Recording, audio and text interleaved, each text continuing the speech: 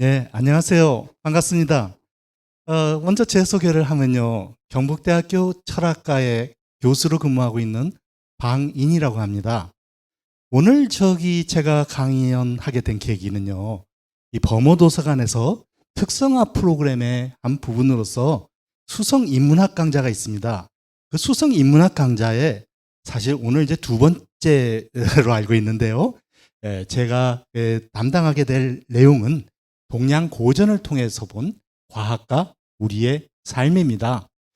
그 중에서도 좀 구체적인으로 더 구체적으로 이야기한다면요. 유클리드 기하학과 서양 수학이 주역 해석에 미친 내용이 그 주제가 되겠습니다. 자, 오늘 강의하게 될 내용에서 이제 그 핵심적인 주인공들이 있습니다. 그 주인공은 이 예수회라는 단체가 되겠고요. 예수회라는 단체에 속한 이 가톨릭 신부들이 되겠습니다. 이 예수회라는 단체는 이 가톨릭 그 집단 중에서도 가톨릭 그 교단 중에서도 매우 독특한 이 성격을 차지하고 있는 그런 말하자면 선교 단체인데요. 이 예수회라는 단체가 이 17세기, 18세기 뭐 이 무렵에 이 중국의 선교사를 파견해서 이 동서 문화의 교류에 매우 중요한 역할을 하게 되는 거죠.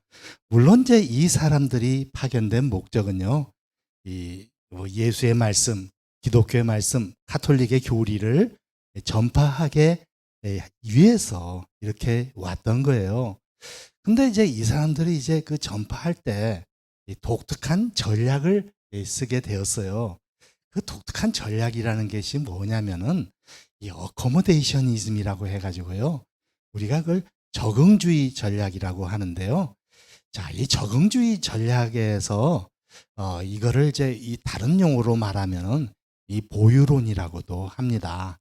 자, 그래서 이게 왜 이런 이 예수의 선교사들이 와가지고 바로 저 기독교의 그 교리를 전파하지 않고 이런 적응주의 전략을 취할 수밖에 없었던가 하는 점이 이제 사실은 중요한데요. 여러분들 이제 그 예수회가 중국에만 파견됐던 것이 아니고요. 이 남아메리카 뭐 이런 데도 파견됐거든요. 근데 어쨌든 이제 이 카톨릭에서 이 중국을 대하는 자세하고 이제 남아메리카의 어떤 선교를 담당하던 자세하고 상당히 틀렸다는 것을 알아야 돼요. 그게 이제 꼭 카톨릭 교단만의 얘기가 아니고 유럽의 그 여러 나라들이 이 해외 그 지역을 대하던 그런 태도하고도 관련이 돼 있거든요.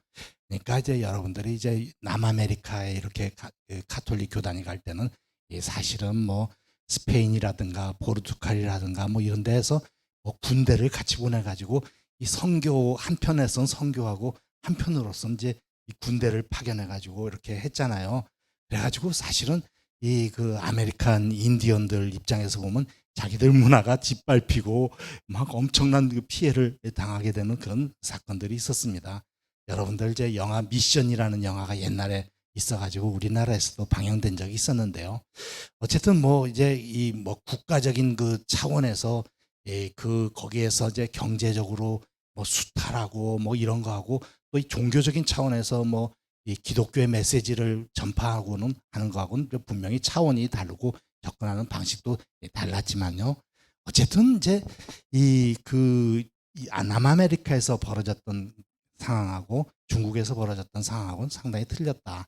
우선 생각해 보면은 남아메리카의 그 인디언들은 대항할 수단이 이렇게 외부 세력이 침략을 했을 때 대항할 수단이 그렇게 적절한 게 있지를 않았죠. 근데 이제 중국이라는 그 대륙을 한번 생각해 보세요. 중국이라는 단어는 엄청나게 클 뿐만 아니라 굉장히 그 세련된 문화를 가지고 있고 그랬기 때문에 이 접근하는 방식이 매우 틀릴 수밖에 없었어요. 그런 상황에서 이제 사실 이 유럽 여러 나라들이 이쪽에 어떤 선교에 대한 어떤 열정 때문에 막 선교사들을 파견하고 그러면서 이제 동시에 그들의 이제 뭐 말하자면 정치적인 영향력이나 뭐 이런 이제 어떤 그런 것을 이제 넓히고자 하는 그런 생각이 있었거든요. 그래서 이제 이 아메리카 대륙, 콜럼버스가 아메리카 대륙을 발견하고 얼마 있지 않아서 이제 어떤 그 기독교 단체들, 특히 가톨릭에서는 이 예수회가 중심이 돼서 이 가톨릭 선교에 대한 열망에서 뭐 인도에도 선교사를 파견하고 중국에도 선교사를 파견하고 뭐 일본에도 선교사를 파견하고 이런 운동이 일어나게 됩니다. 근데 이제 이 마테오 리치라는 사람이 이제 이런 이제 서양 문화와 중국 문화의 그 교류에서 매우 핵심적인 역할을 하게 되고 심지어 우리 한반도에도 영향을 미쳐서 조선시대 후기에 큰 영향을 미치게 되는 것이거든요. 그래서 이제 그 핵심에 이제 이 예수회라는 단체가 있어요. 근데 예수회, 우리나라에도 이제 예수회 하면은 서강대학교라는 그 학교가 있어가지고 예수회가 세운 어떤 단체로 유명합니다. 근데 이 예수회라는 단체는요, 이 가톨릭 교단 중에서도 매우 독특한 어떤 성격을 가지고 있어가지고요. 보통 이제 가톨릭 가톨릭에서 선교를 하려면 뭐 성당이 있고 해서 성당에 사람들을 모아가지고 이제 신도들한테 이제 설교도 하고 뭐 그런 식으로 하지 않습니까? 근데 이 예수회라는 단체는 좀 독특해요. 무슨 얘기냐면 학문 중심이에요. 학자들 사실은 말이 신부지 어떻게 보면 이 교수들이랑 비슷한 성격의 사람들이 그 예수의 신부들이었어요. 그래서 그 예수의 신부들이 이제 중국에 이제 와가지고 전파를 하려고 하는데 보니까 이 사람들이 이제 처음에는 상황 파악이 안 되잖아요. 마테오 리치가 이제 예수를 뭐 믿으세요 뭐 이렇게 이제 나가야 되는데 우선 이제 자기는 종교를 전파를 하려고 왔으니까 말이죠. 여기선 종교인들이 우선 복장, 드레스 코드라는 게 있잖아요. 이제 어떤 이 복장을 입어야지 이제 이 종교인들은 되는가 이제 우선 그게 궁금해가지고 이제 중국의 이제 광동성 밑에 이제 그쪽으로 이제 섬에 먼저 도착을 해가지고 점차로 이제 그 육지로 올라가는데요. 사람들한테 물어봤어요. 어떻게 하면은 이제 어떤 복장을 종교인들은 하고 있습니까? 그러니까 사람들이 저기 이렇게 이제 가리키는데 보니까 스님들이 있어요. 불교 스님들. 그렇구나. 종교인들은 저런 승복을 입어야 되는구나. 이래가지고 승복을 차려 입고 이렇게 이제 선교를 시작을 했어요. 그런데 이 분위기가 뭐 영 싸한 거예요. 사람들이 이게 내가 이런 복장을 입고 다니면 사람들이 안 좋아하나? 이런 걸 이제 눈치챘어요. 그래가지고 이게 조금 이제 적응을 하면서 좀 알아보니까 사람들은 그 스님들이 그 사회에서 별로 이렇게 이 존경받고 이러지를 못한다는 것을 알게 되었어요. 그래서 이제 뭡니까 마테오 리치가 갔던 그 시기에는 이제 명나라 때였거든요. 명나라 때 뭐 나중에 뭐 청나라 때도 뭐 비슷하지만 이제 유교가 중심이고 유교의 그 사대부들이 그 중심의 어떤 문화를 형성하고 있다는 것을 알게 되었단 말이에요. 그래서 이제 이제 스님 복장 이거 뭐 빨리 포기해야 되겠다. 빨리빨리 포기하면 좋다. 이렇게 이제 생각을 하게 됐죠. 자, 그래서 이제 예수에서 이제 보니까 여기서 존경받으려면 사대부처럼 행동을 해야 되는구나.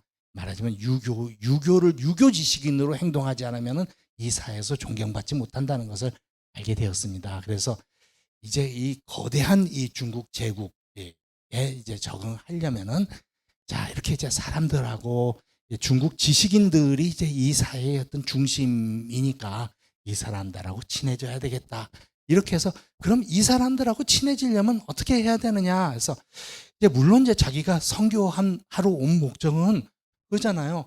성경 같은 거를 이제 얘기하면서 여기 하나님의 말씀이 있습니다. 이렇게 했는데 참 이게 성경을 번역한다는 것 자체가 우선 이제 굉장히 어렵잖아요. 한문으로 이제 중국어로 이렇게 번역한다는 건 어려웠는데 이제 이 자기한테 이제 중국 사람들이 이제 관심을 가지는 이제 방향을 보니까 이 자기가 가지고 온 물건들에 관심이 많은 거예요.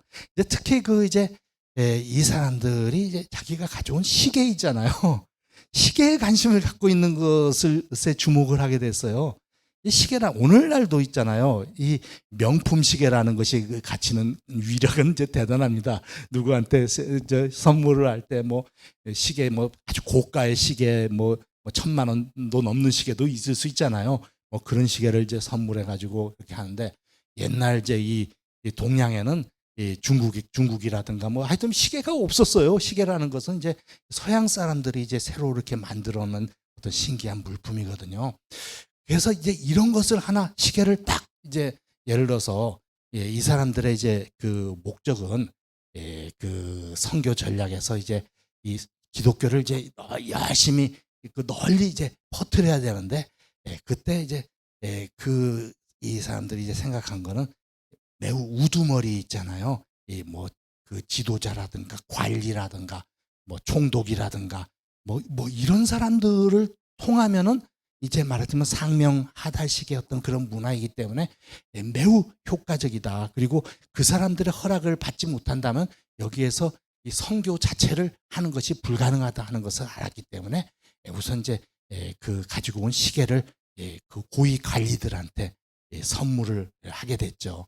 그래서 이제 그 시계는 이제 이 사람들이 자명종이라고 했는데요. 자명종이라는 게 무슨 얘기냐면 스스로 울리는 시계예요. 요즘 여러분들 휴대폰 시계 뭐 이런 거 보면 스스로 뭐 알람을 해놓으면은 되긴 하지만은 스스로 울리지는 않죠. 근데 이제 뭐 옛날 우리들이 갖고 있던 괴종 시계 같은 것을 생각해 보면 될 겁니다. 자, 그래서요. 이런 이제 여기에 그 괴종시계 같은 것이 있잖아요. 이게 뭐 어마어마하게 아주 위풍당당한 시계가 있는데요. 이게 이제 명나라 황실이라든가 청나라 황실에 보관되어 있던 문화재로서의 시계예요. 그래서 이런 시계를 이제 결정적인 순간에 예수의 선교사들은 한 번씩 딱딱 그 사용을 해서 체류 허가도 없고 선교 허가도 없고 뭐 이렇게 이제 하는 거예요. 그래서 이제 이 서양 사람들, 이 서양 선교사들, 이제 예수의 선교사들에 있어서 이제 중국인들이 선교사들이 가지고 온 시계에 열광을 했고요. 또 이제 시계 말고도 이제 세계 지도가 있어요. 여기에 이제 이런 이제 곤여 만국 전도 뭐 이런 거 이제 그 저기 가지고 와가지고 그 이런 것을 이제 중국 사람들한테 선물을 했는데요. 중국 지도 이런 선물들이 중국 사람들한테 매우 효과적이고 어떤 위력을 발휘하게 되었죠. 그리고 이제 우리도 요즘 뭐 이제 뭐 코로나 사태 때문에 잘 못 나가긴 하지만은 외국에 대한 어떤 신문물에 대한 어떤 관심 이런 게 많잖아요. 그래가지고 아유 뭐 빨리 해외 여행 가서 좀 멋진 구경도 많이 하고 싶어야 되는데 어쨌든 그런 이제 이 상황에서 중국 사람들한테 이 정말 이 세계는 넓다, 세계는 넓고 이런저런한 여러분들이 이제 중국 사람들이 그 갖고 있던 세계관이라는 것이야 뭐 기껏해야 중국을 중국이라고 불렀잖아요. 그건 무슨 얘기냐면 중이 무슨 중자예요? 가운데 중자잖아요. 이 가운데 중국이 있고 이 사방에는 이 뭐야? 이 동쪽에는 뭐가 있어요? 동쪽 동이족이 있어요. 이게 무슨 얘기냐면 우리가 이제 한반도 사람들을 중국 사람들은 동이족이라고 불렀는데 우리는 뭐 동이족 자존심이 있고 그렇지만 중국 사람들이 보면 이 동쪽 오랑캐라는 뜻이에요. 그래서 뭐 동서남북에 이 오랑캐들이 잔뜩 있는 거예요. 그러니까 모든 거를 이제 우리가 자문화 중심주의라고 하는데 이 중국 사람들이야말로 이 자문화 중심주의에 이렇게 완전히 그 빠져 있는 어떤 민족이었죠. 그래서 이 중국 사람들만이 이 문화 민족이고 이 나머지 사방에 있는 것들은 전부 오랑캐들이다. 근데 이제 서양 사람들이 이제 이 갖고 온 이 세계 지도를 가져오니까 깜짝 놀랐죠. 이 중국밖에 저 멀리 에도 이런 이 나라들이 있고 뭐 정말 뭐 놀라운 그 이야기들이에요. 그래서 이제 중국 사람들이 이 서양 사람들이 갖고 온 서양 문물에 열광하게 되고, 이런 이제 이 서양 사람들이 세계 지도라든가 뭐 망원경이라든가 뭐 이런 여러 가지 물건들을 가져왔는데 정말 뭐 그야말로 열광 그 자체였어요. 그래서 이제 이게 중국의 어떤 지도자들이 이렇게 볼 때 중국 관리들이라든가 나중에 이제 황제도 접하게 되죠. 그래서 중국 황제가 볼 때 정말 이런 것들은 가치 있는 것들이다 이런 생각을 하게 됐죠. 근데 이제 사실 저 마테오 리치나 이런 이제 예수의 선교사들이 왔을 때 이 사람들이 그 이제 온 진짜 목적은 뭐 이런 진귀한 물건들을 이제 가져다 주려고 온 건 아니었잖아요. 그 사람들이 이제 온 목적은 그 예수의 말씀, 기독교의 어떤 교리 이런 것을 전파하기 위해서 온 것이었는데요. 그런데 이제 좀 어려움이 있었어요. 그게 무슨 얘기냐면은 예수의 선교사들이 이제 예수 얘기를 하고 기독교 성경 얘기를 하고 그러면 사람들한테 이걸 설득시키기가 매우 어려운 거예요. 무슨 얘기냐면요. 이 성경에 있는 얘기들 이제 진지하게 해주잖아요. 뭐 예수가 나중에 어떻게 뭐 이 사람들의 그 어떤 그 미움을 받게 돼가지고 뭐 이 말하자면 처형을 당하게 돼가지고 십자가에 못 박히게 됐는데 뭐 사형을 당했으면 죽어야 되는데 죽었다가 3일 만에 부활하게 되고 하늘로 올라가셨다라든지 뭐 예수의 뭐 아버지가 뭐 요셉 뭐 목사였는데 어머니는 뭐 마리아하고 그랬는데 어쨌든 사실은 우리가 그 생각할 때 저기 아기 만들고 이러려면은 결혼을 해가지고 뭐 성관계를 해가지고 뭐 애를 낳아야 되는데 어쨌든 뭐 마리아는 그런 성관계를 해가지고 예수를 낳은 게 아니라 어떤 정말 정결하고 순결한 어떤 상태에서 애를 낳았는데 어쨌든 그 애가 뭐 예수다 뭐 이런 얘기들을 하니까 중국 사람들이 신기하다 재밌다 이런 반응을 보이긴 했는데요. 또 동시에 어떤 생각을 했냐면 황당하네 이렇게 이제 그런 생각을 했단 말이에요. 그럼 이제 그런 황당한 얘기들은 이제 중국 사람들의 그 범주에서 볼 때 어떤 범주에 속했냐면 이 계기 소설 있잖아요. 무협 소설이라든지 계기 소설. 우리 요즘 장르로 하면은 SF, 뭐 판타지, 뭐 이런 계열의 어떤 이야기로 받아들인 거예요. 그러니까 이 중국 사람들한테 뭐 예수 부활이라든지 뭐 이런 얘기하면은 잘 안 먹히는 거예요. 반면에 이제 중국 사람들을 열광시킨 이제 이런 것들이 있잖아요. 그런 것에 대해서 아까 얘기했듯이 시계에 열광하고 세계 지도에 열광하고 뭐 이렇게 했는데 이제 그 예수의 신부들의 어떤 지적인 백그라운드라고 할까요? 그거를 좀 이해할 필요가 있어요. 이제 우선 예수회라는 이 사람들, 이제 아까 독특하다고 그랬는데 이 사람들을 이제 해병대라고 하면은 믿겠어요. 그런데 사실은 이제 기독교 교단이나 카톨릭 교단에서는 이 사람들을 카톨릭의 해병대라고 얘기합니다. 그만큼 뭐냐면 이 전투적으로 막 거기 대시해 가면서 아주 그 선교를 하는 그런 이 집단이 이 예수회라는 집단이에요. 매우 전투적이에요. 그러니까 전투적이라고 해서 물론 칼이나 총이나 이런 걸 들이댄다는 그런 얘기가 아니고요.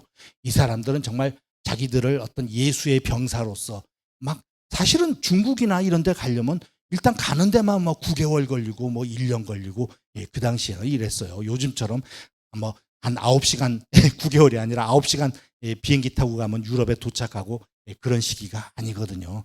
그래서 이제 일단 이제 뭐 배를 타고 가면은 뭐 한 절반 정도는 죽는다고 해야 될까요? 뭐 그런 이제 위험을 무릅쓰고 가는 사람들이기 때문에 이 선교 자체가 이 해병대들의 어떤 이 말하는 전투 정신 같은 것이 필요한 어떤 그런 상황이었다 이렇게 이해를 하면 되겠어요. 근데 이제 예수회가 이제 선교 전력에서 어쨌든 중국에 적응하기 위해서 취한 전략이라는 것이 말하자면은 이제 그거잖아요. 이 상대방이 좋아하는 것을 내밀어라. 뭐 이런 얘기죠. 성경을 내밀었는데 사람들이 이상하게 분위기가 싸고 좀 분위기가 좀 아니다 싶으면은 빨리 성경 적고 그 대신에 그 사람들이 좋아하는 시계를 내보인다든가 세계 지도를 내보인다든가 자 여기 만원경 한번 보세요 이러면서 이제 내보이는 거랑 그 같아요. 마치 약장사들 옛날에 약장사들이 이제 사람들 모아놓고 쇼 같은 거 하면서 약을 뭐 이렇게 곁들여서 팔잖아요. 그런 옛날에 이제 그 약장사들이랑 좀 비슷한 태도 같아요. 옛날 약은 이제 최후에 딱 선전하는 거예요. 약 팔기 전에 먼저 쇼 같은 걸 해요. 그죠? 쇼 같은 걸 하고 마술대 같은 것도 보여주고 그러다가 나중에 이 약으로 말할 것 같으면 만병통치약이에요. 뭐 이런 식으로 이제 나가는 것이거든요. 어떻게 보면 적응주의가 좀 그런 거랑 좀 비슷한 측면이 있어요. 근데 이제 예수의 선교사들이 이제 가장 중요시 여겼던 건 뭐예요? 이제 이 과학 선교라는 건데요. 그걸 이제 이 사이언스 에반젤리즘이라고 말할 수 있어요. 이 과학 선교에서 그 사람들이 이제 생각할 때는 이제 과학 선교라는 것은 예수의 말씀을 전파하기 위한 말하자면 약장사들이 먼저 이 약을 팔기 전에 그 하는 쇼와 그 비슷한 어떤 그런 성격을 가지고 있는 거죠. 근데 예수의 그 선교사들이 가지고 있던 그 과학의 개념 중에서 제일 중요한 게 뭐였냐면요. 그 수학이었어요. 자, 여기 수학, 왜 하필 수학이냐? 과학이라고 말해도 뭐 천문학도 있고, 뭐 안경에 관한 광학도 있고, 뭐 여러 가지 그 어떤 이 자연과학에도 많잖아요. 생물학, 뭐 물리학, 화학, 뭐 많잖아요. 근데 왜 하필 수학이냐? 요즘 뭐 학생들은 수포자 많죠. 뭐 수포자들은 뭐 수학 시간에 그냥 엎드려 자는 학생들이 뭐 수포자예요. 근데 이제 하필이면 이 사람들이 어떻게 보면 그렇게 좋아할 것 같지 않은 수학을 그 중에서도 가장 중요하게 여겼느냐 하는 것이 이제 중요한데요.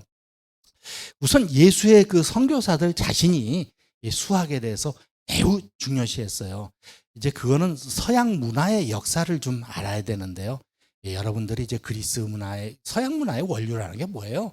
딱 두 가지예요. 하나는 이제 그리스 로마 문명이고 또 하나는 유대 기독교 문명이에요. 근데 그 서양 문화에서 뭐 유대 기독교 문명에서 뭐 그렇게 수학이 중요한 건 아니었죠.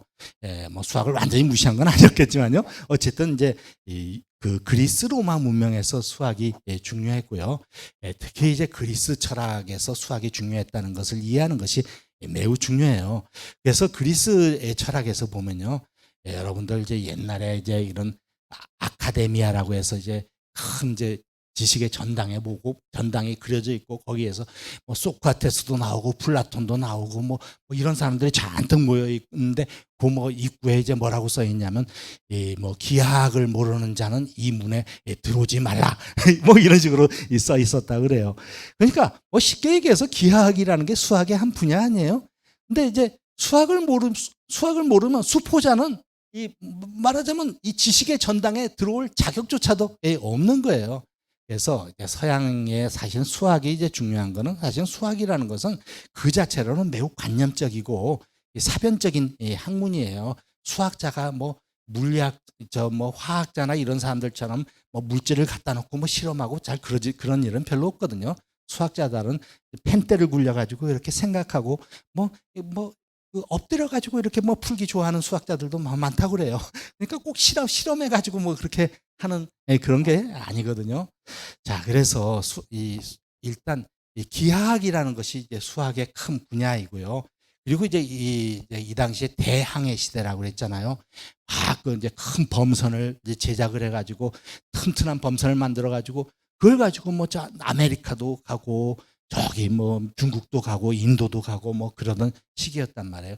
근데 이제 기하학이 그 대항해 시대에 얼마나 필요한 그 학문이겠어요. 왜냐하면은 이제 기하학이라는 것이 도형이고 뭐 이러고 천체 관측이고 이렇게 천체 관측을 해서 이렇게 하지 않으면은 이 좌표를 잡을 수가 없고요. 이 좌표를 잡을 수가 없으면은 항해 자체가 불가능하다 이런 것을 아셔야 돼요. 그래서 이제 어쨌든 이 대항해 시대가 되면요, 이 기하학이라든가 이런 것을 통해서 천문 관측이라든가 이런 것을 연결을 해서 항해를 하게 되고요. 그리고 이제 이 서양 학문의 이제 예수의 신부들이 이제 특히 알게 된 거는요, 이 서양 학문의 중심에 결국 수학이 있다는 것을 아주 절실하게 깨닫게 된 거예요. 그래서 결국 수학이 모든 자연과학의 기초에 있는 학문이다 이렇게 이제 생각한 건데요. 그거는 이제 뭐 오늘날도 그렇고 뭐 역시 마찬가지가 되겠죠. 그래서 이제 그 마테오리치의 경우에 이제 자기가 중국에 가서 한문으로 많은 저술을 합니다. 영어로 뭐 저술을 하고 뭐 라틴어로 저술을 하고 꼭 그런 거 아니에요. 이 사람은 이제 적응주의이기 때문에 어쨌든 중국 사람들이 이해할 수 있는 언어로 이제 막 그 책을 쓰기 시작하거든요. 거기 이제 20권의 그 저술이 있는데요. 막 독특해요. 그 저술들 내용이. 여러분들 마테오 리치가 친구에 대하여, 우정에 대하여 이런 책을 썼다고 하면은 믿으시겠어요? 또 마테오 리치가 쓴 책에 보면 서구 기법이라는 책이 있는데요. 뭐 희한해요. 서구 기법이라는 게 뭐냐면 기억력 학습법 이런 거예요. 서양 사람들의 기억력 학습법. 뭐 요즘 같으면 조금 이제 수험생들을 위한 어떤 그 책 같은 그런 느낌인데요.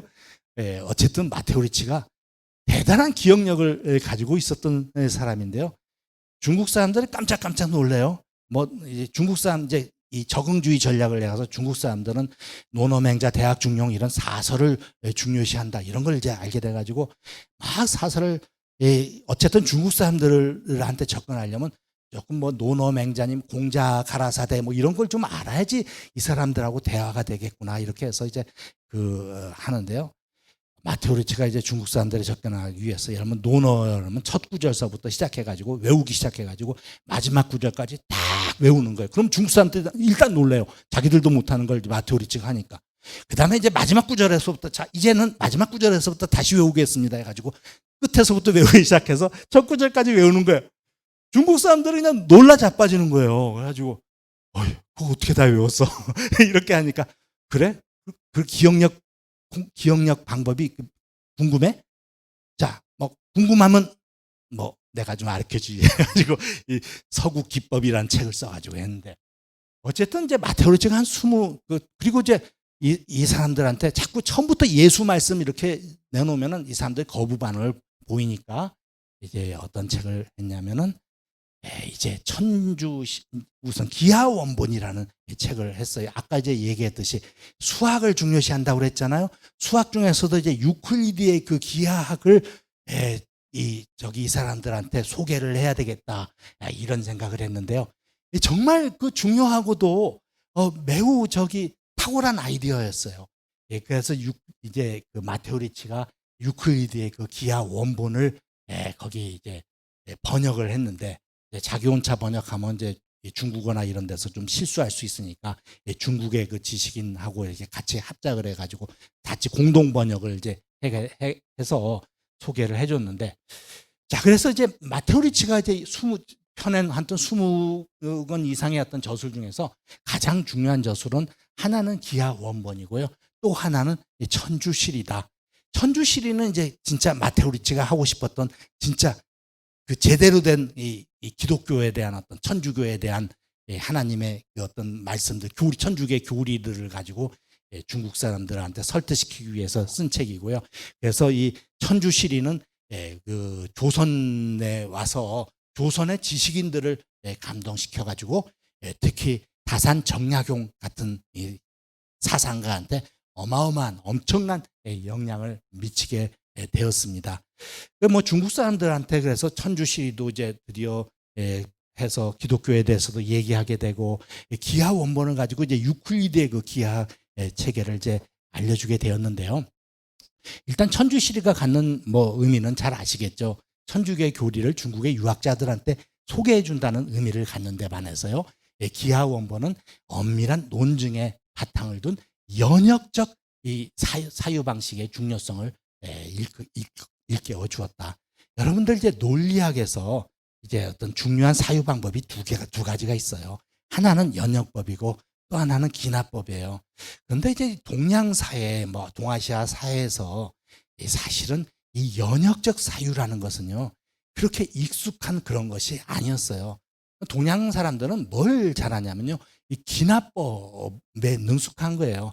기납법이라는 건 뭐냐면요 이 경험에 의해서 이렇게 그 어떤 결론에 도달하는 거예요. 예를 들어서 사람은 죽는다라는 우리 그런 그 명제에 대해서 도달하기 위해서 자기가 알고 있는 이 경우의 수를 전부 다 해봤더니 안 죽는 사람은 없더란 말이죠. 그러면 이제 A도 죽고 B도 죽고 뭐 영순이도 죽고 순자도 죽고 뭐 등등 뭐 철수도 죽고 뭐 이러니까 내가 아는 사람은 다 죽었다. 그러니까 사람은 죽는다. 이렇게 결론을 내면 그게 기납법이 되는 거예요. 그런데요, 이제 소크라테스는 죽는다. 이런 결론에 도달하기 위해서 3단 논법식으로요. 모든 사람은 죽는다. 근데 소크라테스가 알고 보니까 사람이었다. 그러니까 소크라테스는 죽는다. 이러면 3단계로 해서 이렇게 전개하죠. 이런 거를 이제 연역법이라고 그렇게 얘기하는데요. 여러분들이 이제 그 고등학교 때, 중고등학교 때 수학 같은 거 이제 많이 배웠죠. 수학 배울 때 수학의 뭐 이등변 삼각형이 야 두 변이 같다는 것을 뭐 증명하라. 뭐 그런 이제 뭐 증명법 같은 것들이 있었잖아요. 뭐 그럼 예를 뭐 피타고라스의 정리에서 5 더하기 5제곱 더하기 7제곱 거기 아니 3제곱 더하기 4제곱은 5제곱이다. 뭐 이런 이제 명제가 있다고 하면은 그거 뭐 증명해내고 뭐 이런 이제 것이 있다면 그런 것들의 어떤 증명 절차도 그것도 이제 연역적인 절차에 의해서 증명하는 것이거든요. 근데 이제 중국 사람들에게 있어서는 그런 그런 것이요.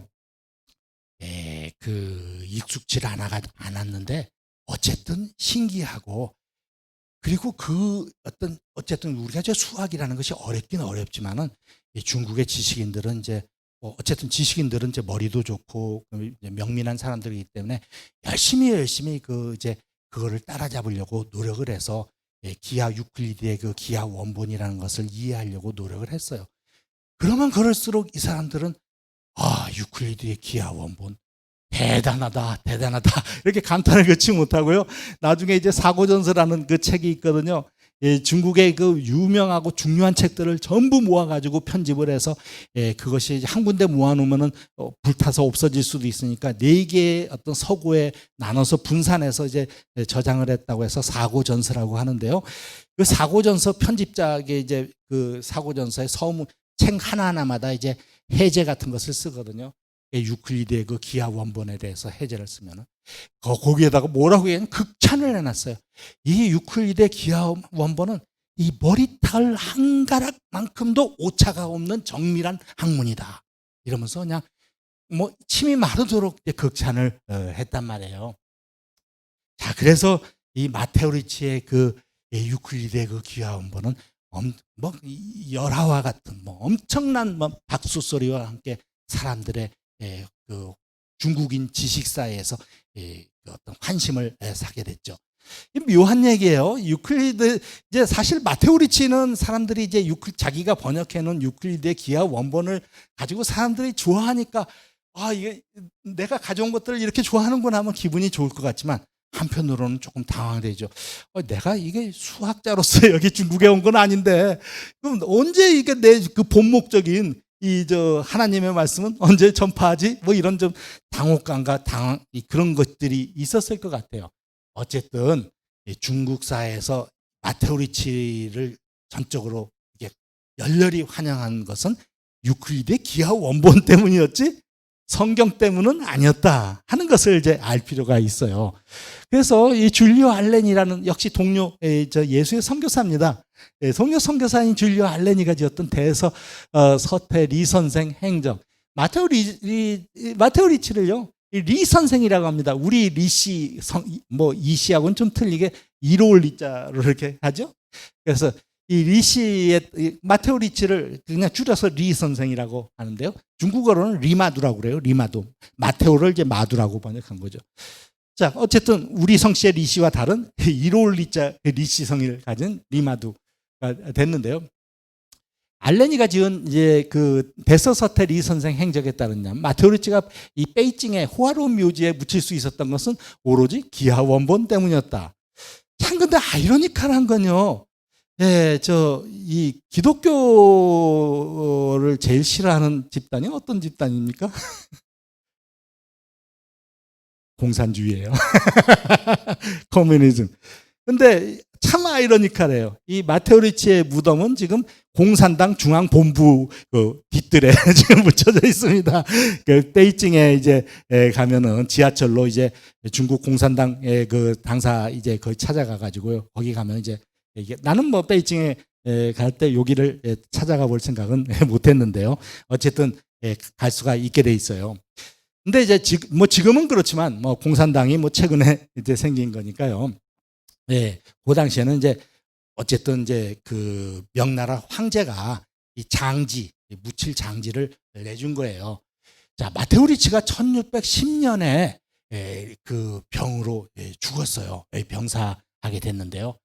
마테오 리치도 이제 그때가 되면 좀 몸에 이 병이 이제 심하게 돼가지고 죽을 때가 되니까 뭐 좀 막 환상도 보이고 헛소리도 보이고 이렇게 했다고 그럽니다. 근데 어쨌든 마테오 리치가 병으로 베이징에서 사망하자 이 그 동료 선교사인 디에고 데 판토아와 사바티노 데 우르시스라는 선교사가 명나라 황제 신종 황제한테 상소문을 올렸어요.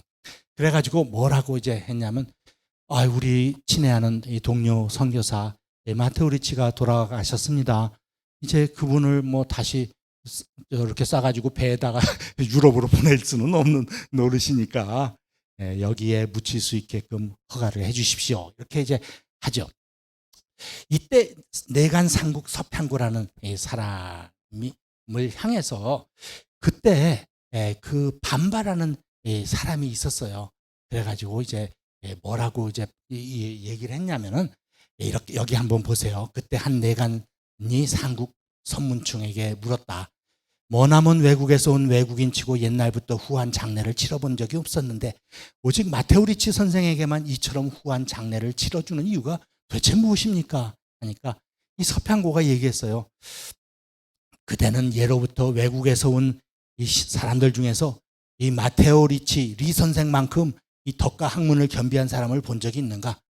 다른 건 얘기할 필요 없어. 일단 그가 번역한 기하 원본 그 한 것만 봐도 돼. 그거 한 것만으로도 이 황제께서 이 장지를 하사하셨다는 것은 그건 너무나 당연한 일일세 하고 이제 설득을 시켰다는 거예요. 자, 그래서 이제 결국 이 기하 원본이 그 중국인 지식인 사회에 미쳤던 어마어마한 엄청난 어떤 영향을 요 일화 한 가지로만 통해서도 이제 알 수가 있었던 거예요. 자, 그래서 이제 이 기하 원본이라는 책이 이제 번역이 돼야 되겠는데요. 자, 오늘 강의할 내용이 사실 많기 때문에 끝까지 다 맞출 수 있을지 조금 초조합니다. 근데 어쨌든 빨리 이제 좀 빠른 속도로 한번 나가보도록 하겠습니다. 기하 원본에 우선 기하라는 말이 뭔지를 알아야 돼요. 기하라는 말은 이제 그냥 잘 모르는 사람들은 지오메트리의 지오가 중국어의 기하랑 발음이 거의 비슷하기 때문에 이 발음을 따가지고 기하라고 번역하지 않았겠느냐 이렇게 생각하는 사람들이 있어요.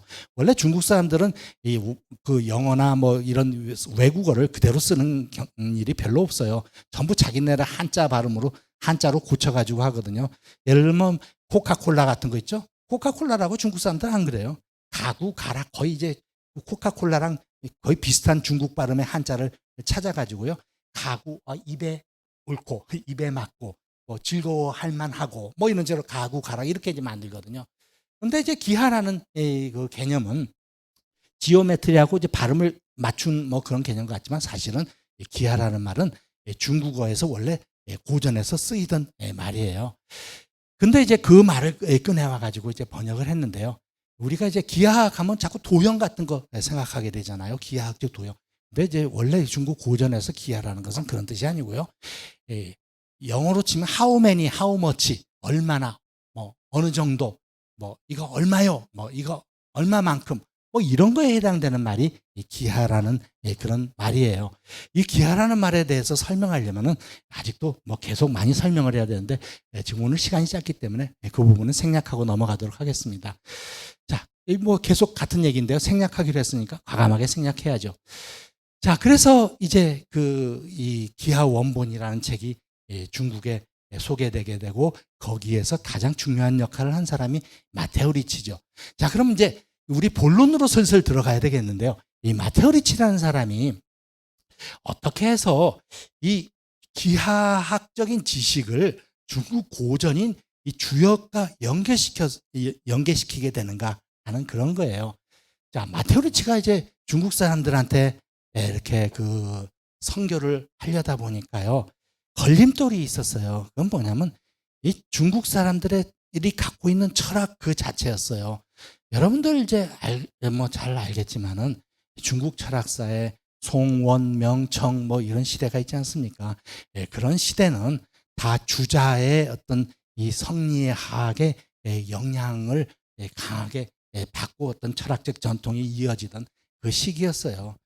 근데 이제 그 주자를 비롯해서 뭐 그 사람들은 그 자기들의 우주론 코스몰로지의 어떤 근원을 어디에서 이제 꺼내왔냐면요, 이 주역에서 꺼내왔거든요. 이 주역에서 보면은 어떻게 돼 있냐면요, 주역 계사전이라는 그 부분이 있어요. 그 주역 계사전에 뭐라고 돼 있냐면은 이 세상 만물은 있잖아요, 이 태극에서부터 생긴다, 이렇게 설명을 하고 있어요. 태극이 만물을 낳는다, 바로 이렇게는 하지 않고요. 태극에서 양이가 생긴다. 근데 양이가 뭐냐면 우리들 흔히 말하는 음양이라는 거예요. 태극이 음양을 낳고, 음양이 사상을 낳고, 사상이 8개를 낳고, 자, 뭐 8개에서 64개가 생기고, 64개에서 뭐 하여튼 뭐 만물이 생기고, 뭐 하여튼 뭐 이런 식이에요. 어쨌든 뭐 그러니까 결국 우주 만물의 근원은 송대 성리학자들한테 물으면 정답이 정해져 있어요. 답정 태극이에요. 답은 정해져 있는데 뭐냐면 우주는 태극에서부터 생겼다, 뭐 이런 것이죠. 근데 마테오 리치가 생각해 보니까 참 이 사람들한테 하나님을 믿으려고 하니까 문제가 있네요. 왜냐면 이 사람들은 뭐라고 얘기했어요? 아니, 이 사람들한테 하나님이 이 우주 만물을 만드셨습니다. 이게 이제 기독교의 제네시스, 차 이름이 아닙니다. 성경의 제1장입니다. 제네시스, 창세기라고 하죠. 자, 이 제네시스에서 하나님이 우주 만물을 만드셨습니다, 이렇게 돼 나가야 되는데 중국 사람들한테 그 얘기하려니까 그게 무슨 소리인데? 그게 아니고 태극이 있었는데, 태초에 태극이 있었어요. 태극에서 어떤 변화가 생겨가지고 결국 이 만물이 생기게 됐어요. 자꾸 이렇게 가니까 마테오 리치가 참 기가 막혀, 태극이 기가 막혀, 이렇게 이제 된 거죠. 그래서 태극을 부숴야 되겠다, 태극 파괴, 태극 철폐, 이렇게 이제 된 거예요, 마테오 리치의 생각에. 그러면은 이 중국 사람들의 이 의식의 뿌리에까지 내려진 이 태극의 개념을 어떻게 하면 부술 것인가, 요거를 마테오 리치는 고민하게 됐죠. 그래서 마테오 리치가 이렇게 이야기합니다. 저는 이제 나이 들어서 중국에 왔는데요, 그 옛 중국의 경서 읽기를 게을리지 하지 않았습니다. 여러분들 잘 알잖아요. 제가 논어 처음부터 끝까지 외우고 끝에서부터 처음까지 읽고. 자, 그렇지만요, 저는 뭐 사서 다 읽었는데요, 고대 중국의 옛날 군자들이 천지의 하나님에 해당되는 이제 중국 고전에 나오는 개념이 상제거든요. 중국어로 샹띠 이렇게 얘기하죠. 이 상제를 공경했다는 말은 들어보았지만 이 태극을 높이 들어봤다는 말은 아직 듣지 못했습니다. 이게 미묘한 어떤 이 마테오 리치의 적응주의 전략이 있는데요, 이건 뭐냐면 이제 사실은 그 중국 사람들의 이 알고 있는 지식을 이용을 해서 이 중국 사람들이 갖고 있는 개념을 반박을 하는 그런 전략을 쓴 거예요. 중국 사람들이 이제 태극이라는 이 개념도 알지만은 상제라는 개념도 알거든요. 이 상제라는 개념은 시경이라든가 서경이라든가 주로 선진시대, 진나라 이전의 어떤 문헌들의 이 샹디라는 이 용어가 나옵니다. 자, 그러니까 제 생각에는 중국 사람들도 제가 알기로는 하나님 알았어요. 중국 사람들이 알고 있던 하나님 이름은 다르죠. 그들은 하나님이라고는 안 했던 걸로 뭐 그건 내가 알아요. 그렇지만 중국 사람들에 대해서는, 중국 사람들은 이 샹띠, 이 상제에 대한 어떤 신앙은 분명히 있었잖아요. 그거 한번 생각해 보세요. 중국 사람들은 원래 하나님을 공경하던 그런 민족인데 어쩌다가 이렇게 태극을 공경하게 됐어요. 정말 가슴이 답답합니다. 말하자면 이제 이런 얘기입니다. 만약 태극이 하나님이요 천지 만물의 시조라면 옛 성인들은 무엇 때문에 그런 이론들을 꽁꽁 이제 뭐 숨겨놓고 말하지 않았겠습니까? 이게 이제 마테오 리치의 천주시리에 나오는 얘기입니다. 자, 그래서 주역의 계사전에서는 만물의 생성과 변화가 모두 태극으로부터 발생한다고 말합니다. 동대 성리학자들은 태극이 만물의 변화를 주재하는 태극이 바로 리다 그래요. 만물의 리치가 있다, 이가 있다는 거죠. 자, 그러니까 송대 성리학자들에 따른다면은 마테오 리치가 하나님을 놓아야 될 위치에 송대 성리학자들은 뭐를 갖다 놨냐? 이 리를 갖다 놨다는 거예요. 근데 송대 성리학자들의 주장의 근거가 되었던 건 뭐냐면요, 주도니의 태극도설이었어요. 주도니의 태극도설에서는 태극가 이게 이제 주도니의 태극도설이잖아요. 태극도설에서 보면은 위에 동그라미가 하나 있어요. 저걸 태극이라고 이렇게 얘기하는 거예요. 자, 그래서 이제 태극이 음양을 낳고 이제 뭐 주역에 없는 개념을 하나 가져와서 오행을 중간에 끼워 넣었어요. 요게 이제 금목수화토 뭐 저기 있잖아요. 그게 이제 오행이에요. 자, 뭐 태극이 음양을 낳고 음양이 오행을 낳고 뭐 그래가지고 이제 나중에 이 만물이 모든 만물이 생기게 됐다. 이게 이제 주도니의 태극도설인데요. 자, 마테오 리치가 일단 이제 중국 사람들한테 태극을 믿지 마세요. 태극 지옥 이렇게 할 수는 없잖아요. 논리적으로 이제 중국 사람들 논리적으로 논파해야 되니까 여기서 마테오 리치는 아주 깊은 골똘한 생각에 빠집니다. 그래가지고 내가 알고 있는 내가 습득한 서양에서 배운 모든 철학을 동원해서 이 중국 사람들의 철학을 부숴야 되겠다. 이런 이제 생각을 하게 된 거죠. 중국 사람들 모든 생각을 부술 건 없고 샹디 상제에 대한 생각은 그건 좋은 거니까 그건 하나님에 대한 신앙이나 마찬가지니까 그거는 보존해주고 중국 사람들이 막 우주 만물이 태극에서부터 생겼다 하고 하는 이 잘못된 믿음만은 그러면 깨야 되겠다. 그럼 어떻게 깨야 될 거냐? 이 마테오 리치가 그때 이제 곰곰이 생각을 했어요. 내가 옛날에 배운 바에 따른다면은 내 스승님께서 이제 유클리드를 가르쳐 주시고 유클리드 기하원본을 가르쳐 주고 이랬는데 그거를 한번 생각을 해봤어요. 그리고 이제 마테오 리치가 서양 철학 공부를 했거든요. 그래서 플라톤이다, 아리스토텔레스다 이런 공부를 했어요. 근데 이제 여기서 이제 마테오 리치가 주목한 게 있어요. 그건 뭐냐면 이 태극도 그렇고 음양도 그렇고 오행도 그렇고 다 이게 수와 연관되어 있다라는 것을 주목하게 된 거예요. 그래서 이제 태극이라는 것은 1이라는 숫자와 자주 연관되고요. 음양이라는 것도 이제 음수와 양수가 있는데 음수와 양수는 이제 기수, 우수 있죠. 양은 기수고 음은 우수인 거예요. 그러니까 여러분들에서 1, 2, 3, 4, 5, 6, 7, 8, 9, 10 중에서 기수는 뭐예요? 홀수가 기수예요. 1, 3, 5, 7, 9 이건 이제 기수가 된 거고요. 2, 4, 6, 8, 10 이건 짝수가 돼가지고 우수라고 하는 거예요. 자, 그래서 제가요 이렇게 잘 이제 이 주렴계의 그 태극도설을 잘 당신들이 이제 이 믿고 있는 이론의 근거가 되고 있는 것은 사실 이 주렴계의 태극도설인데요. 이 태극도설에서 보면요, 이 보면 거기 뭐냐면 우선 음양 뭐 이런 것만 보더라도 자꾸 이걸 숫자로 표현하지 않습니까? 근데 이게 숫자라는 걸 가만히 생각해 보면은요, 좀 생각해 보세요. 저 이제 여기 조금 전에 이제 자기가 공부한 내력을 얘기했는데요. 이제 자기는 누구한테서 마테오 리치의 스승이 누구냐면요, 크리스토프 클라비우스라는 사람이에요. 근데 이제 크리스토프 클라비우스라는 사람이 이제 매우 유명한 사람인데요. 크리스토프 클라비우스는 이제 어떤 사람이냐면 여기 이제 나오네요. 크리스토프 클라비우스라는 사람이 여기 이제 로마에다가 콜레지오 로마노라는 이제 예수의 그 대학이 있었어요. 거기에다가 수학 아카데미를 설립을 했고 거기에서 마테오 리치가 공부를 했어요. 마테오 리치는 그 클라비우스의 수제자였던 사람이에요. 그리고 아까 얘기했듯이 예수회에서 중국의 그 선교사를 파견할 때요, 수포자는 일단 제외예요. 수학을 못하잖아요. 야, 너 수학도 못하면서 중국에 선교하러 가니? 이렇게 이제 되는 거예요. 일단 수학을 잘해야 되는데 이 크리스토퍼 클라비우스가 이 수학이라는 학문이 너무나 중요하다. 아까 이제 예수회라는 집단이 그냥 뭐 종교적 열정만으로 이루어진 집단이 아니라고 그랬잖아요. 이 사람들은 오늘날로 치면 교수나 뭐 비슷해요. 뭐 그렇게 얘기했잖아요.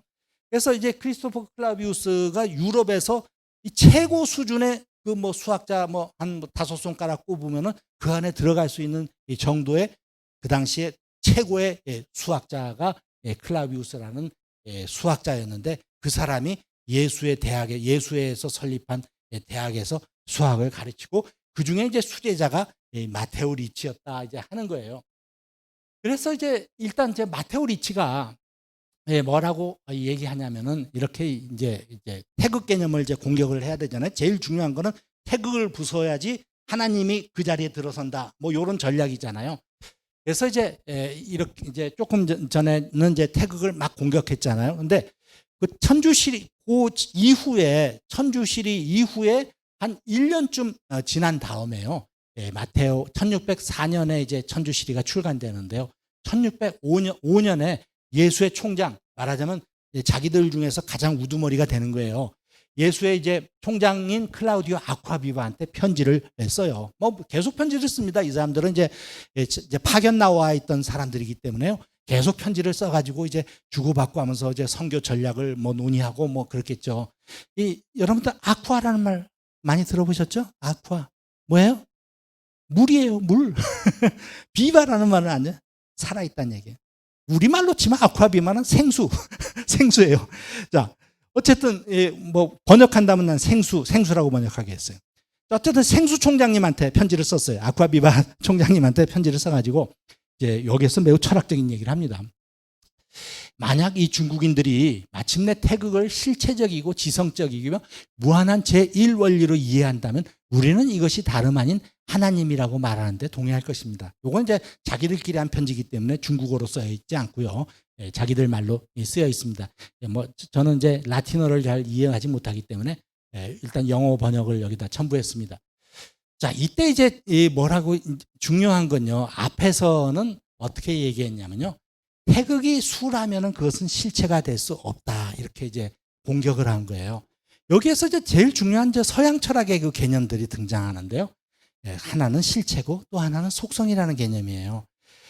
실체와 속성 간의 그 개념은 서양 철학을 이해하는데 매우 중요한 기초 개념에 해당되는데요. 여러분들 이렇게 생각하면 돼요. 여기 이제 빨간 장미라는 그 단어가 있다고 합시다. 그러면 빨간은 실체예요, 속성이에요. 빨간 장미. 빨갛다는 것은 실체는 될 수 없어요. 속성이 될 수 있어요. 장미는 실체가 될 수 있어요. 이걸 이제 중국어로 이제 번역하고 한문으로 번역하면서 뭐라고 얘기하냐면요. 실체는 자립자라고 번역하거든요. 자립자. 여러분 우리 자립하자. 뭐 그때 자립자예요. 자립자는 스스로 산다는 얘기예요.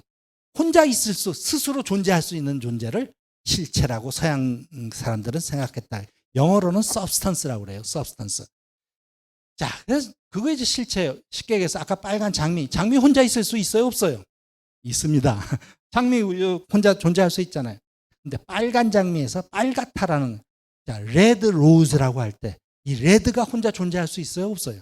없습니다. 여러분들 누가 빨갛다는 것을 본 적이 있나요? 가만히 생각해 보니까 빨갛다는 거를 본 적이 없어요. 내가 본 거는 빨간 장미라든가 빨간 의자라든가 빨간 립스틱이라든가 뭐 그런 거를 본 적이 있을 뿐이에요. 그러니까 그런 거를 서양 사람들은 어트리뷰트, 속성이라고 하는 거예요. 어디 속해 있다는 거예요. 속해 있다. 그러니까 이거를 중국 사람들이 이제 천주시리에서 번역하고 이럴 땐 의뢰자 이렇게 이제 번역하거든요. 의뢰자는 어떤 존재는 존재인데 디펜던트 온, 우리 저기 디펜드 온이라는 영어 수거가 있잖아요. 뭐뭐에 의존한다라는 얘기예요. 그럼 속성은 항상 실체에 의존해서만 존재할 수 있다 그래요. 자, 여러분 매우 좀 어렵지만은 사실 매우 서양 철학의, 여러분들도 다 조금만 설명하면 이해할 수 있는 서양 철학의 기초 개념을 설명을 했는데요. 이 마테오 리치는 바로 이제 마테오 리치도 철학 교육 제대로 받았습니다. 마테오 리치는 이제 콜레지오 로마노에서 교육을 받았을 뿐만 아니라 포르투갈에 있는 이제 코임브라 대학에서도 교육을 받고 다 그렇게 했거든요. 제대로 된 전문적인 교육을 받았는데요. 서양 철학 교육을 받았습니다. 근데 자기가 이제, 근데 여기 중요한 거는요. 마테오 리치가 받은 서양 철학의 교육 중에서도요. 중요한 거는 플라톤, 서양 철학의 이제 원조가 누가 있어요?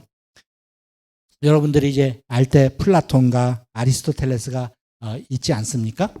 자, 그런데 이제 플라톤과 아리스토텔레스가 있는데, 이제 플라톤도 이제 서양 철학의 원조에 해당되고 아리스토텔레스도 이제 서양 철학의 원조에 해당되지 않습니까? 근데 이제 아리스토텔레스는 이제 플라톤의 제자로 알려져 있고요. 근데 이제 물론 이제 마테오 리치는 플라톤도 알고 아리스토텔레스도 알고 그랬지만은 사실은 여기에서 이제 그 태극 도설의 태극 개념을 공격하려면 플라톤을 인용하면 조금 그 난처하고 곤란한 일이 발생한다는 걸 알았어요. 그래서 마테오 리치는 아리스토텔레스의 실체 속성 개념에 의거해서 이제 공격을 하게 된 거죠. 근데 이제 아까 얘기했잖아요. 태극은 이제 수로 표현된다. 태극도 수로 표현되고 음양도 수로 표현되고 태극은 1이라는 숫자와 이제 연관돼 있다고 그랬죠. 1. 그리고 이제 음양은 뭐 음양 자체가 이제 양이라고 했으니까 2라는 숫자라 표현되기도 하지만 뭐 기수로 표현되면 홀수가 돼가지고 1, 3, 5, 7, 9 우수가 되면 2, 4, 6, 8, 10 이렇게 나간다 그랬죠. 음양 오행설이라고 하잖아요. 오행설은 뭐예요? 금목수화토. 어쨌든 이제 5이라는 5라는 숫자와 연계되어 있네요. 자, 여기에서 이제 사실은 주역에서 이 수와 그 밀접하게 그 관련된 이 학파가 있는데요. 그거를 상수학파라고 그럽니다. 이제 주역의 역사에서는 이 상수학파와 의리학파라는 이 양대 학파가 있어서 이 주역의 역사에서 서로 논쟁을 하면서 주역의 역사를 전개해 나가는데요. 자, 그래서 이제 그 마테오 리치가 이제 볼 때 이제 이 주역의 이제 그 상수적인 개념을 이용을 해서 태극 개념을 이제 공격하는 거예요. 자, 그런데 마테오 리치가 생각할 때 아리스토텔레스의 수 개념에 따른다면 수는 실체냐 속성이냐 하는 거예요. 여러분들은 어떻게 생각하세요? 수. 자, 1, 2, 3, 4, 5, 6, 7, 8, 9, 10 이게 여러분들이 알고 있는 수잖아요. 수는 아까 지금까지 내가 설명해온 개념에 따른다면 실체입니까? 속성입니까? 잘 생각해 보세요. 실체는 뭐라고 했어요? 장미처럼 혼자서도 존재할 수 있는 존재가 실체라고 했죠. 근데 빨간 장미에서 빨간이라는 것은 어딘가 들러붙어야 돼요. 장미에 들러붙던지 립스틱에 들러붙던지 어딘가 들러붙어야 되잖아요. 그런 거 이제 속성이라고 했잖아요. 자, 만약에 태극이 실체라면은 어때요? 그렇다면 실체는 능력이 있어요. 능력이 있어가지고 혼자서도 존재할 수 있는 그런 거예요. 속성은 솔직히 말해서 능력 없어요. 실체에 어딘가 들러붙어야만 존재할 수가 있는 거예요. 혼자서는 존재 못하는 게 속성이에요. 근데 아리스토텔레스는 뭐라고 했냐면요. 이 수를 갖다가 속성이라고 했단 말이에요. 물론 플라톤은 달랐어요. 플라톤은 실체라고 얘기합니다. 자, 플라톤은 뭐 이 수가 실체의 영역의 그 이데아의 실체는 이데아와 마찬가지로 이데아의 영역에 있거든요. 근데 이제 아리스토텔레스는 아무리 플라톤이 자기 스승이지만 스승하고는 노선이 달랐어요. 아리스토텔레스는. 자, 생각해봐요. 이제 여러분들이 우선 철학자가 돼가지고 한번 생각해 보세요. 1, 2, 3, 4, 5, 6, 7, 8, 9, 10 혹시 여러분들은 수를 본 적이 있습니까? 한번 내가 질문을 하겠어요. 수 본 적이 있나요? 수포자 아니고 하여튼 그냥 일반적으로 누구나 생각할 수 있는 거예요. 수는 존재합니까? 내가 딱 묻겠어요. 수는 존재합니까? 존재하는 거 아니에요? 그럼 내가 다시 묻겠어요. 어디에? 수는 어디에 존재하는데요? Everybody. 혹시 누구 수를 본 사람이 있어요? 아무도 수를 본 사람은 없어요. 단지 사가 1개, 사가 2개, 사가 3개, 사가 4개, 사가 5개. 여기에 사가 5개가 있습니다. 사가 2개와 사가 3개를 합치니까 사가 5개가 되어 있습니다. 이럴 때는 수를 가지고 얘기하는데 가만히 알고 보니까 거기에는 사가가 등장하네요. 그러니까 사실은 본 거는 자기는 사가를 본 거지 수를 본 건 아니잖아요. 그렇죠. 그러니까 자, 만약에 태극이 수라면은 마테오 리치는 이렇게 공격하고 있는 거예요. 그건 자립자도 아니고 의뢰자네. 쉽게 얘기해서 속성 아니야. 속성이 뭐 별거건데 이렇게 이제 공격을 했단 말이에요. 근데 이제 마테오 리치가 이제 조금 1년 뒤에 이제 이 생수 총장님한테 보낸 편지에서는 좀 얘기가 달라졌죠. 어떻게 얘기했어요? 자기도 이렇게 중국 사람들이 이 신주처럼 떠받드는 이 태극 개념을 공격하고 하다 보니까 자기도 좀 지나쳤다고 생각하게 됐나요? 여기서 조금 자기들끼리 얘기니까 조금 솔직하게 얘기한 것 같아요. 만약 태극이 속성이 아니라 서브스턴스라면, 서브스텐셜하다면, 그리고 태극에다가 우리가 하나의 인텔리전스, 우리 AI 할 때 뭐예요? Artificial Intelligence 아닙니까? 만약에 태극에 지성을 부여할 수 있다면, 태극이 똑똑한 태극이라면, 그러죠? 우리 요즘 AI 할 때 뭐 기계가 막 똑똑해요. 우리 집에도 뭐 AI 스피커 있는데요, 인공지능 스피커 있는데 웬만한 건 다 오늘 날씨가 어때? 뭐 이렇게 뭐 헤이 카카오 뭐 오늘 날씨가 어때? 뭐 맨날 묻고 그래가지고 이제 간단하게 해답을 얻어가지고 나오거든요. 근데 만약에 이제 이 태극이라는 것이 인텔리전스를 가지고 있다면, 그렇다면 그거는 하나님일 수 있어. 이렇게 이제 얘기하는 거죠. 근데 중국 사람들의 그 진짜 입장에 조금 가까이 간 겁니다. 자, 그래서 앞에 이제 마테오 리치가 천주시리에는 이런 얘기 안 나와요. 천주시리에서 이런 얘기 내면 곤란하죠. 천주시리에서는 어떻게 해서든 중국 사람들 이 태극 개념을 부숴야 되고 논파해야 되고, 여기서는 이제 말하자면 자기들끼리 얘기니까 조금 프로들끼리 전문적인 얘기 이제 나누는 거예요. 여기서 리치가 이제 생수 총장님한테 이야기할 때는 태극 개념을 용인하면서 제시한 논증은 뭐냐면, 만약에 태극이 실체이며 제1원리라면 그렇다면 그것은 하나님이라고 내가 인정하지, 이렇게 이제 되는 거예요. 그래서 이제 여기서 중요한 건 이제 첫 번째 논증을 제가 제1논증이라고 명명해 봤어요. 그리고 두 번째 그거를 갖다가 제2논증이라고 그 명명해 봤는데요. 그렇다면 이제 제2논증이나 제1논증이나 어쨌든 간에 기본 베이스는 아리스토텔레스의 형이상학의 바탕을 두고 있는 그런 철학 논증 방법이다, 이렇게 이제 볼 수가 있습니다. 어쨌든 이제 이 중요한 거는요, 여기에서 마테오 리치는 이 주역이라는 책을 별로 좋아하지 않았다는 것을 알 수가 있어요. 주역에서 이제 태극을 가지고 자꾸 얘기하니까, 물론 주역에도 상제라는 단어가 안 나오는 건 아닙니다. 근데 이제 뭐 주로 이제 자기가 얘기하고 싶은 상제에 대해서, 이 샹띠가 이 우주 만물을 통제하고 관리한다고 요 얘기를 하고 싶은데 자꾸 태극이 방해가 되니까 공격을 한 거예요. 어쨌든 이제 이 마테오 리치는 이제 명나라 때 와가지고 이 아리스토텔레스의 이제 형이상학에 입각해서 중국 사람들의 고전 중에 고전인 이 주역에 대해서 일단 평가한 것이 나타납니다.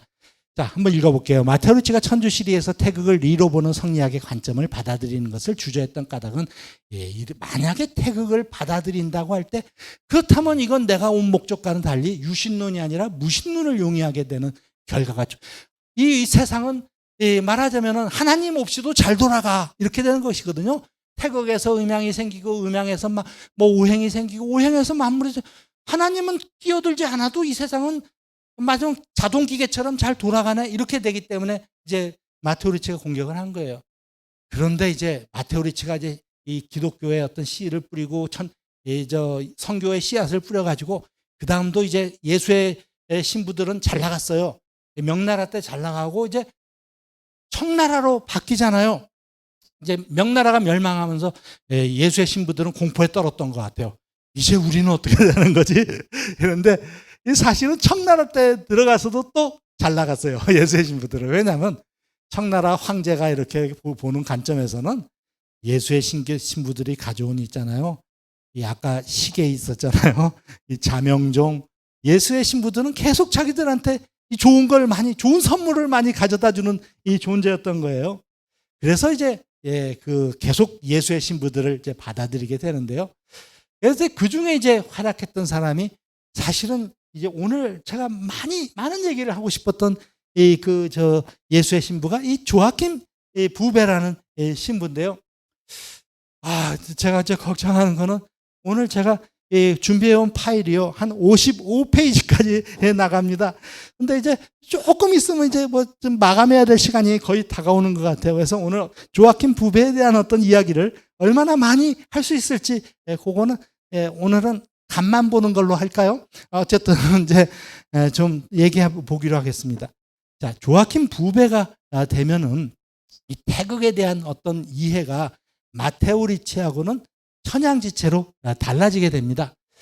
이 조아킴 부베라는 사람은 사실은 매우 중요한 역할을 했던 예수의 선교사임에도 불구하고 충분히 알려져야 할 만큼 알려져 있지 않은 철학 신학자이고 신부이고 사실은 또 철학자인데요. 이 조아킴 부베라는 그 사람이 저기 매우 중요한 그 역할을 이제 많이 했는데요. 조아킴 부베가 이제 조아킴 부베의 책들이요, 대부분 이제 어디에 소장되어 있냐면요, 그 비블리오테카 아포스톨리카 바티카나, 여기에 소장되어 있습니다. 여러분들 이제 바티칸이라는 그 나라가 있다는 거 아시죠? 바티칸은 이제 로마에 가면은 로마 속에 있는 이 조그만 나라입니다만은 독립국가예요. 바티칸이라는 나라가 뭐 이태리 속에 있지만은 이 바티칸은 이태리가 아닙니다. 어쨌든 바티칸이라는 독립국가가 로마에 있는데요. 어쨌든 이제 그 바티칸 도서관이 있는데요. 이 도서관들 보면은 정말 제가 이제 이번 학기만 지나면은 저도 이제 정년 퇴직을 하게 되는데요. 제 그 꿈 중에 하나가 제가 이제 그 앞에 처음에 제가 이제 제 책의 그 서문에서 제가 이제 최근에 6월 30일 날 그때 이제 책을 썼었거든요. 출판을 했는데 거기에 이제 다산 정약용의 역학서원 주역의 해석사를 다시 쓰다라는 책을 예문서원에서 6월 30일 날짜로 이제 출판을 했습니다. 사실 오늘 제 강의하는 내용은요, 거기 제가 그 출판한 책에 그 있는 내용 중에 그 일부라고 생각하시면 됩니다. 근데 이제 그 책의 서문에서 이제 혹시 머릿말을 읽어보실 기회가 있다면 한번 보세요. 거기에 제가 뭐라고 얘기했냐면, 나는 이제 정년퇴직하면은 이 바티칸 도서관에 가서 조아킴 부베의 책을 거기에 앉아가지고 조아킴 부베의 책을 한번 읽어보는 것이 내 소망이다. 뭐 이런 이야기를 한 적이 있어요. 근데 어쨌든 이제 사실은 조아킴 부베의 그 책은 거기에만 소장되어 있는 것은 아니고요. 세계 각각 여러 곳에 소장되어 있어요. 프랑스에도 소장되어 있고요. 프랑스 국립도서관에도 소장되어 있고요. 그리고 이태리에도 소장되어 있고요. 심지어 모스크바 도서관에도 소장되어 있습니다. 그래서 이제 그런 이제 그 책들이 여러 군데 소장되어 있는데요. 유감스럽게도 거기 이제 직접 가서 이 마이크로 필름으로 보아야 돼요. 그래서 제가 이 논문을 쓰면서도 내가 좀 시간과 돈과 여유가 좀 있었으면은 바티칸 도서관에 가서 이 책들을 조금 실제로 이렇게 넘겨가면서, 마이크로 필름이지만 어쨌든 넘겨가면서 한번 조아킴 부베의 그 사상을 직접 접할 수 있었으면 하는 게 이제 제 소망이었는데 그렇게 이제 되지는 못했고요. 앞으로 제 희망사항 중에 하나라고 이렇게 생각해 보면 되겠습니다. 근데 조아킴 부베라는 사람은 이제 그 주역에 홀딱 빠진 사람이에요. 주역의 바다에 빠졌던 사람이라고 해도 과언이 아니에요. 이제 왜 그렇게 이제 됐는가 하는 것을 이제 조금 이야기를 좀 해야 되겠는데요. 원래 이제 그 청나라 강희제라는 황제가 있었어요. 유명한 황제인데요. 여러분들 명나라하고 청나라는 기본적으로 다른 왕조라는 거 아시죠? 왕조가 다르다는 여러 면에서 다른데요. 명나라 왕조는 이제 기본적으로 한족이 다스리는, 통치하는 그 나라잖아요. 여러분 시진핑 한족이잖아요. 여러분들 그렇게 하시면 됩니다. 그렇지만 청나라를 통치하던 민족은 한족인가요? 아니죠. 청나라는 이제 만주족이 통치하던 그런 나라였잖아요. 자, 어쨌든 청나라의 황제 중에 유명하고 엄청나게 이제 하여튼 중요한 역할을 한 황제로 이 강희제라는 이 황제가 있습니다. 제가 강희제 보여드릴게요.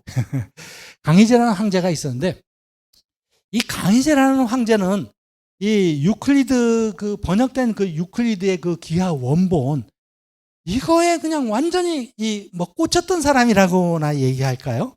그래가지고 수학을 좋아했던 이 황제가 수학 중에서도 특히 유클리드의 기하 원본을 좋아했던 황제가 이, 이 강희제라는 이 황제였어요.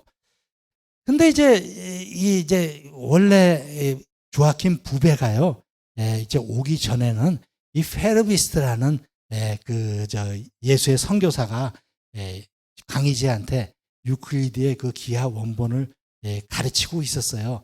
근데 이제 강희제가 이렇게 이 페르비스트가 이제 강희제한테 유클리드 기하 원본을 가르치니까 너무 뭐라고 그럴까, 강희제가 그냥 거기에 올인하는 거예요. 이게 무슨 얘기냐면 수학 그 과외 시간 수학 이게 이제 가정교사 역할을 예수의 선교사들 이제 페르비스트가 했는데요. 일단 이제 가르치면은 한 2시간 공부하고 또 복습 한 뭐 서너 시간 하고 예습 서너 시간 하고 하루에 이 유클리드 기하 원본을 공부하는데 한 뭐 10시간 내지 뭐 12시간 지냈다고 투자했다고 하면은 여러분들 믿으시겠어요? 근데 여러분들 하나 아셔야 되는 건요, 여러분들은 다 이 강희제의 영향을 받은 사람들입니다. 무슨 얘기일까요? 여러분들 아무리 수포자라도요, 이 강희제의 영향을 받지 않은 중고등학교 졸업자는 아무도 없어요. 그럼 무슨 얘기냐면, 여러분들 이제 수학 배울 때 그 수학 배울 때 쓰는 용어들 있잖아요. 뭐 방정식이 어떻다, 1차 방정식이다, 2차 방정식이다 할 때 나오는 뭐 차라는 개념이라든가. 자, 또 방정식에서 뭐 근이 뿌리 근자를 써가지고 근이 어떻다, 이 방정식에 뭐 해를 구하라, 뭐 그런 얘기들 많이 들으면서 이렇게 여러분들 수학 시간 보냈죠? 그때 몇 차 방식, 차라든가 근이라든가 해라든가 이런 것들을 다 누가 만드는 개념이냐면요, 이 강희제가 그 만들어낸 개념들이에요. 강희제가 이제 수학 공부하면서요, 이제 전부 이 서양말로 이렇게 가르쳐 주니까 이거 우리 중국어로 이게 한문으로 이렇게 얘기하면은 한자로는 어떻게 표현하는데 하니까 예수의 선교사들이 버벅대거든요. 그거 한자로요?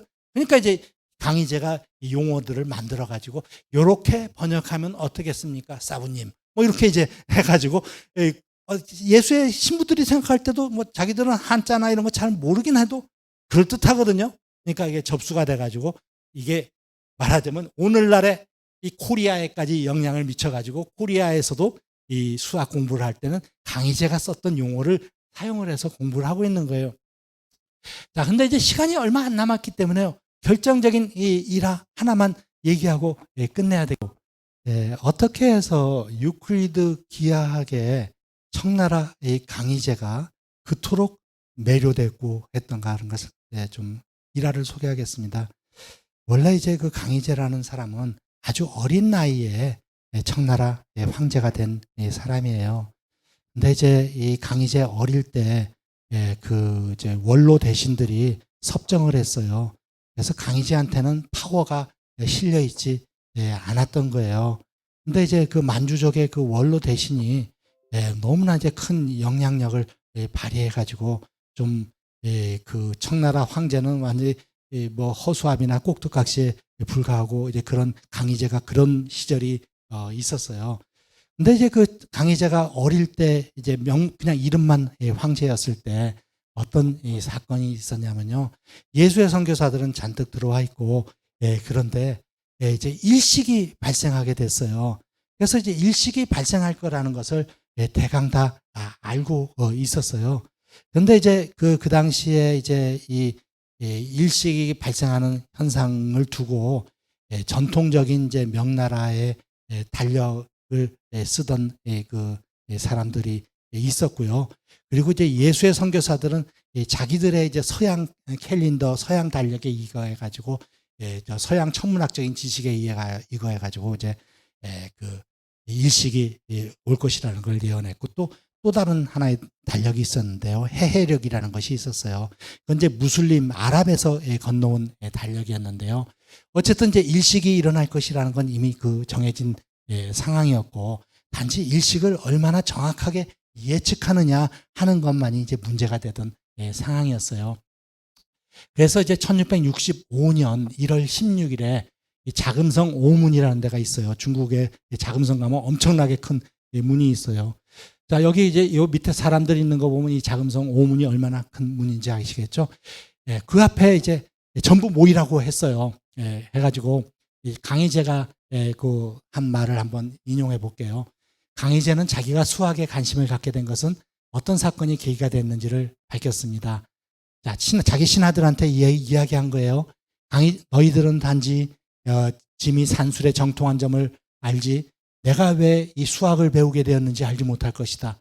내가 어릴 적에 흠천감의 한간과 서양 사람들이 대립해서 서로 탄핵해가지고 그 결과 제가 대벽 사형에 가깝게 이르렀다. 이건 무슨 얘기냐면 이 옛날 천문 현상을요 뭐 잘못 그 예언한다든가 예측한다든가 이러면은 이 사형을 당할 수 있는 그런 중재가 되는 거예요. 근데 이제 특히 이 사람들이 이제 중요시했던 건 일식이 되면은 하늘이 깜깜해지고 이러잖아요. 그러면 이제 이 황제들도 벌벌 떨고 그랬어요. 왜냐하면은 야 이것도 내가 이제 정치를 잘못해가지고 이 하늘이 벌을 내려가지고 이 하늘이 다 깜깜해지는 건가? 뭐 내가 잘못한 건가? 뭐 이런 이제 두려움에 그 떨고 그랬거든요. 그래서 이제 일식을 정확하게 예측한다는 것은 이제 매우 중요해가지고요. 이제 사람들이 이제 전부 다 모였어요. 근데 이제 이 전통적인 그 달력을 쓰던 이제 그 관리들, 이런 이제 사람이 그 사람들은 이제 예를 들자면 뭐 이런 식이에요. 오늘 2시에 일식이 있다고 합시다.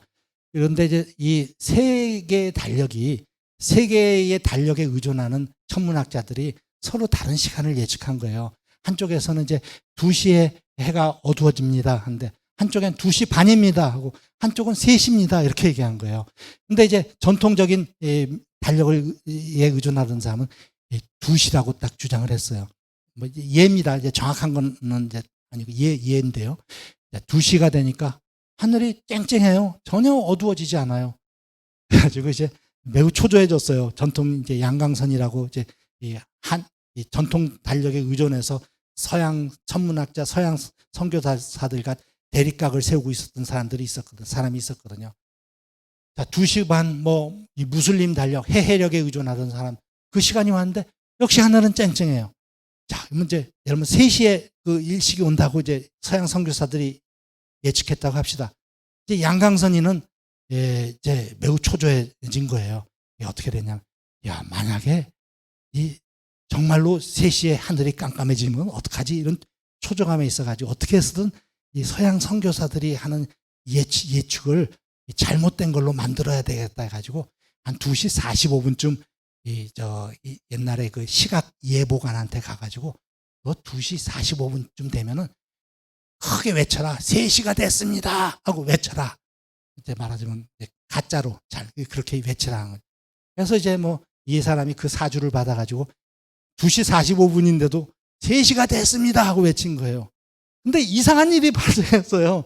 사실은 서양 선교사들은 3시에 일식이 온다 이렇게 얘기했는데 2시 45분이 이렇게 외치니까 조금 있다가 진짜 하늘이 껌껌해진 거예요. 진짜로 일식이 2시 45분에 3시가 아니고 2시 45분에 일식이 온 거예요. 어쨌든 이렇게 해서 결국은 양강선이는 쓸데없는 짓을 한 그 잘못의 그 덕택에 이 서양 선교사들은 중요한 승리자가 됐죠. 그래서 이제 이 일식을 잘못 예측한다는 건 어마어마한 이 죄를 짓게 되는 거예요. 그래서 양강선이는 이제 결국 쫓겨나게 되고 이 나라에서도 야 이렇게 서양 선교사들이 정확할 정도면 이제 이 나라의 그 달력이나 캘린더나 이런 것들을 전부 서양식으로 바꿔야 되는 거 아니냐 해서 실제로 이제 바꾸게 되고 그 전통 달력에 의존하는 사람들은 찬밥이 되고 저 사람들 이제 알고 보니까 순 말짱 황이잖아. 말짱이 이거 별것도 아니잖아. 이런 이제 평가를 이제 받게 됐던 거죠. 이런 광경을 이 어린 그 광희제가 전부 지켜보고 있었어요. 근데 이제 어린 광희제가 그거를 보고 느낀 게 있었어요. 아, 서양 학문이 대단하구나. 근데 서양 선교사들이 이구동성을 하는 얘기가 서양 학문의 기초에는 수학이 있습니다. 그리고 유클리드 기하학이 있습니다. 이렇게 얘기한 거예요. 그래서 결국 이 어린 강희제가 이렇게 생각한 거죠. 그래, 나 결심했어. 이제부터 유클리드 기하학을 공부하는 거야. 그래가지고 실제로 이제 자기가 실권을 이제 잡게 되죠. 실권을 잡게 되면서 이제부터는 나 마음껏 유클리드 기하학을 공부할 거야. 이렇게 돼서 이제 그 해가지고 처음에 페르비스라는 선교사 한 사람이 혼자서 가르쳤는데 혼자서 이제 능력에 부딪혀. 그래가지고 루이 14세한테 편지를 써가지고 유능한 수학자들을 좀 더 보내주십시오. 이렇게 편지를 써가지고 루이 14세가 국가적으로 6명의 아주 최고의 수학자들을 뽑았는데 그중에 조아킴 부베도 포함되어 있어서 중국으로 그때는 명나라가 아니라 청나라지만 파견되게 되었던 겁니다. 자, 이렇게 해서 이제 어떻게 해서 유클리드 기하학이 이제 중요하게 간주되었는가 하는 계기를 이야기했습니다. 이렇게 해서 오늘의 대강의 강의 내용은 끝났는데요. 총 정리를 한번 해보도록 하겠습니다. 자, 총 정리 내용은 사실은 이제 그 앞에 그 강연 요약이 있으니까요. 제가 이 파일을 여러분들한테 강연 파일을 말하자면 문서로 된 파일을 제공을 하려고 합니다. 그리고 그냥 논문으로 된 거는 아까 소개한 것처럼 여러분들 제 책을 읽으시면 되고요. 이렇게 강연용으로 만든 파일도 여러분들이 보실 수 있게 제가 조치를 하겠습니다. 강연 내용의 요약은 그렇습니다. 유클리드 그 기하학은 서양 선교사들은 선교를 위해서 그 기독교의 전파를 위해서 왔지만은 그들은 기독교의 전파를 위한 전략적인 어떤 차원에서 수학이라든가 자연과학이라든가 이런 서양의 자연과학적인 지식을 같이 전파하게 되었다 하는 것이죠. 그리고 이제 서양의 자연과학적 지식을 전파하는 가운데 그들은 이제 특히 유클리드 그 기하학이 그 중에 포함되어 있었는데 이 유클리드 그 기하학이 중국의 이제 지식인들한테 엄청난 영향을 미치게 되었습니다. 근데 이제 주역과 관련해서 본다면은 마테오 리치는 사실 이 주역이라는 경전에 대해서 그다지 호의적인 것은 아니었는데요. 나중에 이제 청나라 때 왔던 조아킴 부베에 이르면은 주역에 완전히 빠져가지고 주역이라는 경전에 완전히 자기가 몰입하게 됩니다. 그리고 이제 이 유클리드 기하학이라든가 이 수학적인 지식을 그 주역과 결합시켜 가지고 중국인들한테 이제 전파하게 되는데요. 조아킴 부베는 특히 이제 청나라 때 강희제 때 편찬된 중요한 주역에 대한 문헌이 있습니다. 그 문헌이 이제 주역 절중이라는 문헌인데요. 그 주역 절중이라는 그 문헌에 수학과 기하학에 관한 그런 많은 지식, 부배를 통해서 흘러들어온 수학적 지식들이 주역 절중의 계몽불론이라는 그 부분 속에 많이 포함되어 있습니다. 그렇게 해서 서양의 수학과 기하학의 지식은 결국 중국의 주역이라는 경전의 해석사의 하나의 중요한 부분을 차지하게 된다. 이것이 이제 오늘 강의의 어떤 전체 요점인데요. 유감스럽게도 오늘 강의의 요점에서 이 중반부와 후반부에 그 속하는 부분은 시간 관계상 생략하게 되었음을 매우 유감스럽게 생각하고 이 부분에 대해서 양해를 구하는 바입니다. 어쨌든 오늘 이 강의를 통해서 여러분들이 이런 주제에 대해서 흥미를 갖게 되었다면요, 저로서는 매우 만족하고 여러분들 제 그 부족한 강의를 듣게 해주신 분들한테 매우 감사하게 생각하고요. 특히 이 강의를 마련해 주신 대구시 수성구에 있는 범어 도서관 여러분들한테 심심한 감사의 말씀을 드리는 바입니다. 감사합니다.